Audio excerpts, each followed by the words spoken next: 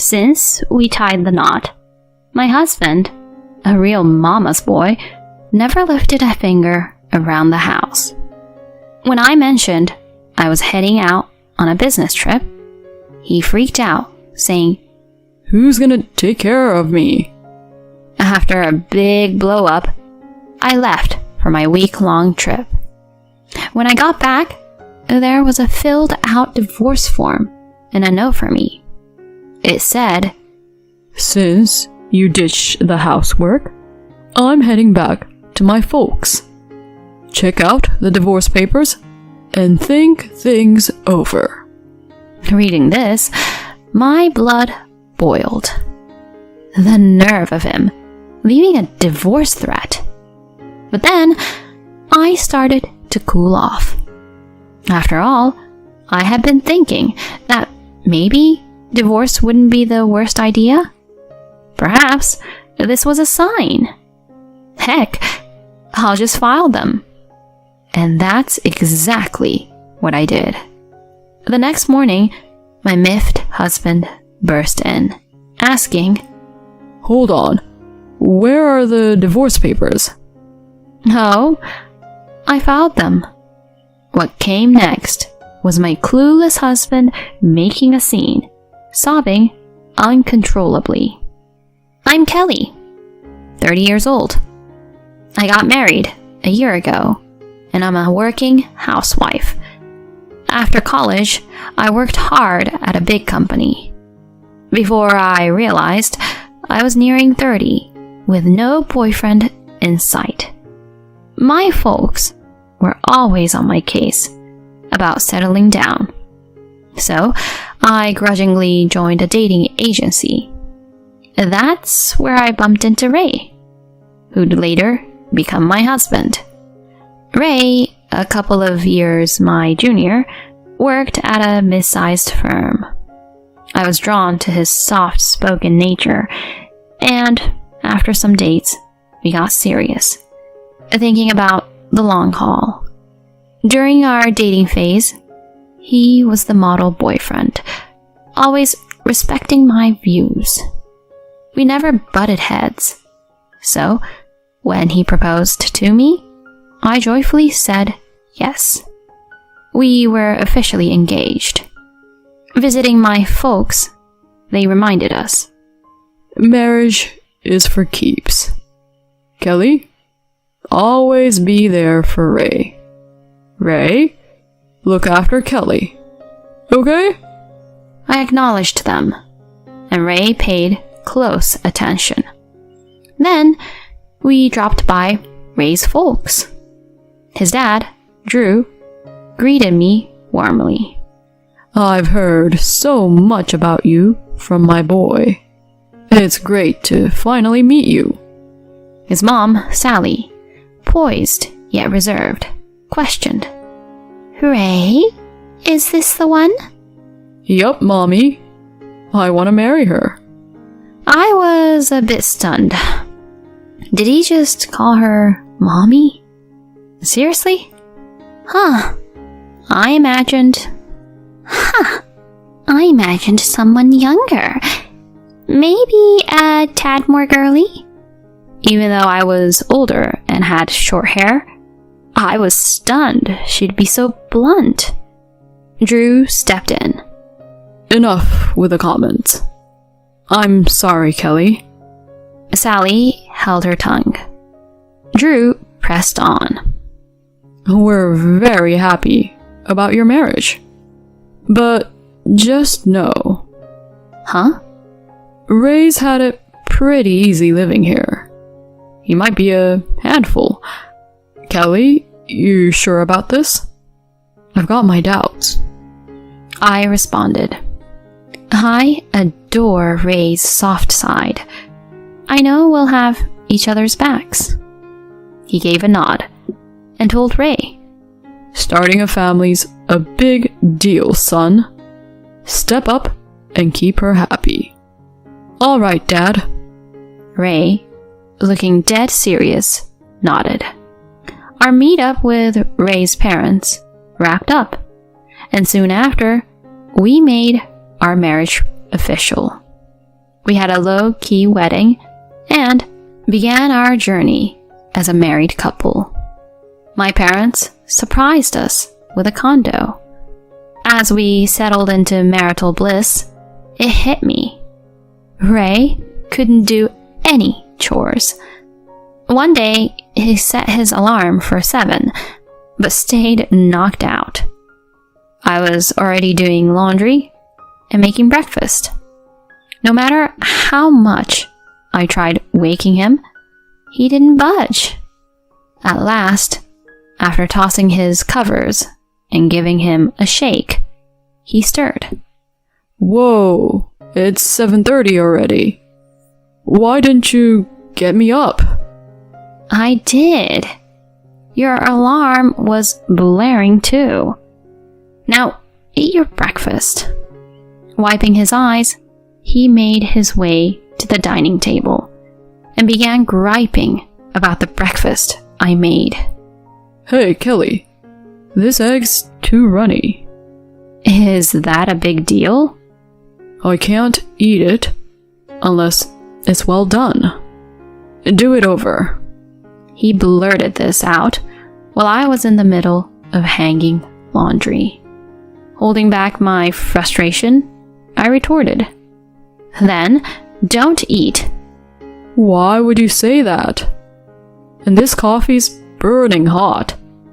Mommy always got the eggs and coffee spot on. All right. I quickly redid the egg and chilled the coffee a bit. He happily wolfed it down, but without even clearing his plate, made a beeline for the restroom. Wait up. You know you should clean up after yourself. Ugh, I'm short on time. He excused himself, even though he made me remake his breakfast because he overslept. Annoyed, I stopped doing my makeup to tackle the dishes. As I was picking out my outfit, he summoned me. Kelly, over here. What now? I gotta head out too. Help with my tie. I can't knot it. Standing there, with a tie just hanging, he looked helpless. Seriously? You can't even do a tie? What do you do before we married? Mommy always did it. I exhaled, knotted his tie, and somehow we both left the house. That's just how it was. He never pitched in with any housework. It felt like I was juggling everything plus babysitting him. Every time something came up, it was always, Mommy did it this way, or with Mommy, it went like that. Always referencing Sally. This routine stretched on for a year, and the pressure kept mounting. Thoughts of a divorce snuck in now and then, but my dad's words about marriage being forever held me back. Out of the blue, due to a work hiccup, I was assigned a week-long business trip starting the next day. Breaking the news to my husband that evening, he, deeply into his video game, looked taken aback. Hold up. A business trip? A whole week? It's out of my hands. Work's calling. No way. Who's gonna cover for you here for a week? He played on, clearly peeved. You'll have to step up. It's about time you got a grip on house stuff. At that, he set down his game and locked eyes with me. Isn't the wife supposed to care for her husband and the house? Are you just bailing on that? Seriously? That's such old school thinking. We both have jobs. We should be a team. That's not how I see it. Mommy was always on top of things at home. But she was a stay-at-home mom. And honestly, it's kinda odd to hear an adult man always dropping the mommy card. Pushing back, he reddened. What's your deal? Taking shots at me and my mommy? I'm not, but let's be real. You're a mama's boy. Really? This is how you see me? You think you can talk to me like that? I thought, oops. But I had hit my limit. Face it, you're a mama's boy. You can't get up without help, can't even knot your own tie, and won't lift a finger around the house. And you're constantly stacking me up against your mom. For once, handle your own stuff. Really? You're gonna come at me like that? That's why I was iffy about marrying someone older. Should have sided with mommy and chosen a younger, perkier girl. His words hit a nerve, and our chat spiraled into a major blowout. Even joking, you shouldn't say stuff like that. We're married. If I had known you'd be this bossy and aloof, I'd have thought twice. And maybe splitting up is our best bet. I was taken aback by his sudden divorce talk. He went on, sounding rather smug. You can't possibly get divorced, can you? You wouldn't want to be labeled divorced. And think about what your dad said about sticking together. Don't just toss around the word divorce. Well, I just did. If you take off for this business trip and leave me here, I'm actually thinking about divorce. With that, he stormed into our bedroom, leaving me in shock. Even though the idea of divorce had been tough, because I didn't want to let my parents down, now seemed like the time to give it real thought. With that on my mind, I went to sleep. Bright and early the next day, I was up prepping for my trip. Our big blowout was still weighing on me, but there was work to be done. I nudged Ray, still under the covers. I'm heading out. You better wake up, or you'll be late for work. His answer came out in a sleep-muddled mumble. Rolling my eyes, I headed out. A few hours later, a text from him popped up. You barely tried to wake me. Now I'm running late. Did you really go on that trip? I quickly texted back. I did wake you up. And yes, I'm on my trip. I'll be back in a week. He read my message, but didn't bother replying. Mid-trip, I called my parents to give them the lowdown on Ray's antics and mentioned I was leaning towards divorce. I braced for a lecture, but what they said caught me off guard. We had no clue he acted like this. Take your time thinking, but don't force yourself to stay. Always remember, we're in your corner, no matter what you decide. Their support choked me up. When I got back, Ray and I were due for a serious sit-down. If he didn't shape up, divorce was on the horizon. Thoughts swirling, I returned after my week away. Walking in late, I noticed Ray wasn't home yet. As I scanned the room, a signed divorce document and a note caught my eye. The note read, Since you ditched the housework, I'm heading back to my folks. Check out the divorce papers and think things over. Reading this, my blood boiled. The nerve of him, leaving a divorce threat. But then, I started to cool off. After all, I had been thinking that maybe divorce wouldn't be the worst idea. Perhaps this was a sign. Heck, I'll just file them. And that's exactly what I did. When the papers went through, I felt like a ton of bricks had been lifted. That evening, I went to bed and had the best sleep. The next morning, sipping a relaxing cup of coffee, I heard the door.